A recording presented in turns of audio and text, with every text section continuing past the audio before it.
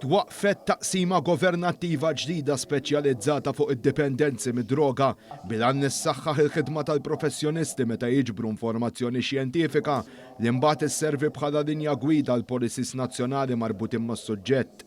Il-National Drugs and Addiction Unit l-NDAU ġiet stabbilita permezz tal-att legali 285 taħt l-att dwar l-amministrazzjoni pubblika li mistennijati personalità legali distintiva u mandaċċar biex tħares u tikkontribwixxi għal strateġiji nazzjonali li jindirizzaw kwistjonijiet relatati mad-dipendenza.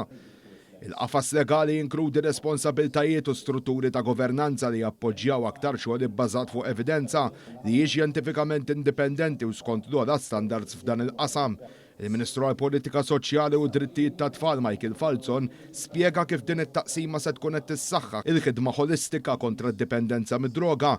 Għall il-messaġġu li d-dipendenza ġibek skjafu mingħajr ebda kontroll waqt li l-Gvern qed jagħmel l-almu kollu biex jeduka, jevita u jikkordina politika li tilqa' sfidi marbutin mal-vizzji. L-importanti tal-lum huwa l-importanza li hekk nagħmlu xi ħaġa nagħmluha b'mod li jkun informat, b'mod li jkun jirrifletti dak li hemm barra, it-twaqqif ta' dan il-unit li jiġbor informazzjoni fuq dik li hija l-abbużi, l-addizzjonijiet fil-pajjiż huwa pass il quddiem li għalkemm innawet u issa sar b'mod formali. One News ħal-kummenti wkoll ta' Manuel Ġell, il-manager fih dan l-istess NDAU.